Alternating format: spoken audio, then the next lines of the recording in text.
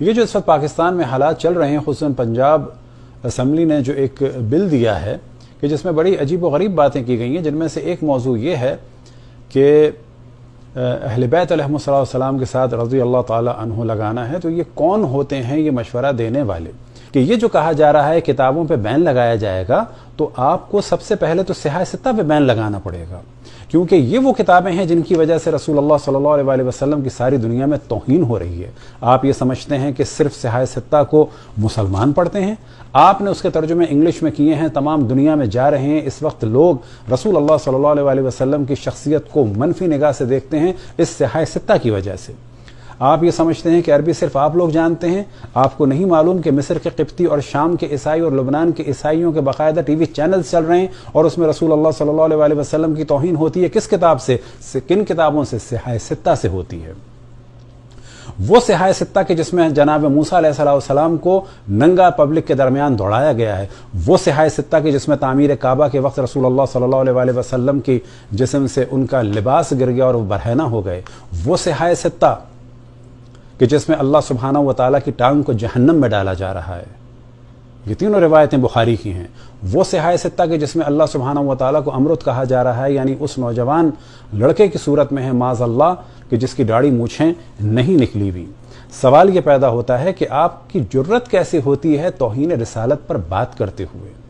توہین رسالت کا قانون بہت اچھا ہے، لیکن اس کے دعوے دار اہل سنت نہیں ہو سکتے، کیونکہ آپ لوگوں کی کتابوں سے لکھا تھا انڈیا میں، آپ لوگوں کی کتابوں سے لکھی گئی تھی کتاب رنگیلا رسول۔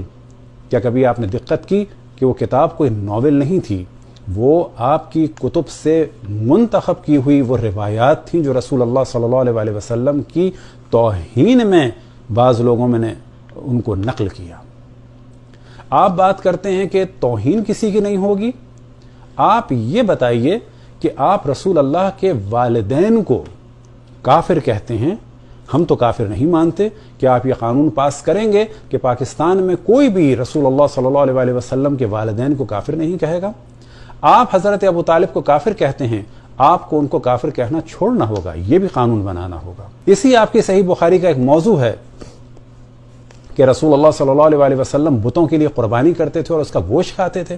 آپ کی جرت کیسے ہوتی ہے کہ آپ بات یہ کرتے ہیں کہ کوئی صحابہ کی توہین نہیں کرے گا، امہات المؤمنین کی اور اصحاب کی توہین نہیں کرے گا، اہل بیت کی توہین نہیں کرے گا؟ آپ کی کتابیں توہین خدا، توہین رسول اللہ، توہین انبیاء سے بھری ہوئی ہیں، اور تمام وہ مواد آپ کو بین کرنا ہوگا کہ جن کی وجہ سے کتاب رنگیلا رسول لکھی گئی تھی۔ حضرت ابو ذر رضوان اللہ تعالی علیہ کو، کہ جن کے بارے میں رسول اللہ صلی اللہ علیہ وسلم نے ارشاد فرمایا کہ ان سے زیادہ سچا میرے اصحاب میں کوئی نہیں کہ جو آسمان کے نیچے ہو، ان کو جلا وطن کیا، کس کے ساتھ؟ ایک بیوی اور بیٹی کے ساتھ بیابان میں مرنے کے لیے چھوڑ دیا، پھر آپ کہتے ہیں اصحاب کا احترام۔ سوال یہ پیدا ہوتا ہے کہ جنگ جمل کا آپ کیا کریں گے؟ آپ بین لگائیں گے جنگ جمل، لیکن آپ تاریخ طبری کا، تاریخ کامل کا، تاریخ ابن عساکر کا اور مختلف کتابوں کا کیا کریں گے کہ جس میں جنگ جمل کے بارے میں کہ جو پہلی اسلام کی جنگ ہے، صحابی رسول جناب عثمان بن حنیف کی داڑھی اور مونچھوں کو اور بھووں کے اور حتیٰ پلکوں کے بالوں کو نوچ دیا، سر کے بالوں کو نوچ دیا، یہ احترام ہے اصحاب کا؟ حضرت مالک ابن نویرہ رضوان اللہ تعالی علیہ کو کافر کہتے ہیں کہ مرتد ہو گئے، جبکہ آپ کی رجال کی کتابوں میں ہے۔ جناب عمر فرماتے تھے کہ مالک ابن نویرہ مسلمان تھا، خالد کی انہوں نے مذمت کی اور کہا اقتلت مسلما ونسوت امرأتہ، تم نے ایک مسلمان کو قتل کیا اور اس کی بیوی پہ چڑھ دوڑے۔ آپ تاریخ طبری کے جملے ہٹائیں گے، اور وہ قطعاً ہم کسی کے بارے میں بھی حتیٰ ہندوؤں کی گائے کی بھی توہین کو ہم غلط سمجھتے ہیں، لیکن اگر کوئی انڈیا میں آپ جیسا مودی یہ چاہے کہ ہم گائے کا پیشاب پئیں تو یہ ناممکن ہے۔ آپ لوگوں سے گزارش ہے پنجاب حکومت سے کہ آپ مدرسے بنوائیں جناب حجر بن عدی کے نام سے، آپ مدرسے بنوائیں اور اس کا نام رکھیں عمرو بن حمق خزائی، آپ مسجد اور مدرسہ بنائیں اس کا نام رکھیں جہجہ الغفاری، اور لکھیں بریکٹ میں بڑے فخر کے ساتھ کہ ہم تمام اصحاب کا احترام کرتے ہیں۔ آپ تاریخ کو چھپانا چاہتے ہیں؟ آپ کیوں ذکر نہیں کرتے سعد ابن عبادہ کا، جو مہاجرین کی، جو انصار کی جانب سے خلافت کینڈیڈیٹ تھے اور بعد میں ان کو قتل کروا دیا یہ کہہ کے کہ جنہوں نے مار دیا کیونکہ ایک جگہ وہ پیشاب کر رہے تھے؟ یہ کیا داستانیں ہیں، کیا عوام کو بیوقوف بنایا جا رہا ہے۔ لیکن بڑے افسوس کی بات ہے کربلا میں بھی تو اصحاب تھے، ان کا تو آپ نام نہیں لیتے۔ جناب حضرت مسلم ابن عقیل کا، جناب حضرت مسلم ابن اوسجہ معذرت، मुस्लिम इब्न औसजा का नाम क्यों नहीं लेते आप जनाब हजरत हबीब इब्न मज़ाहिर का नाम क्यों नहीं लेते? जनाब सुलेमान इब्न सुरद खज़ाई को आप शिया कह के क्यों छोड़ देते हैं? वो भी तो सहाबी रसूल थे। आप जनाब अनस इब्न हारिस काहिली को क्यों फरामोश कर देते हैं? याद रखें, जो होना था बहुत हो गया।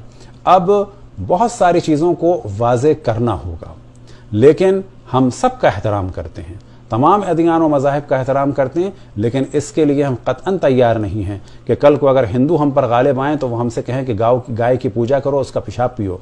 जो काम आप कर रहे हैं वही तो चाह रहा है मोदी।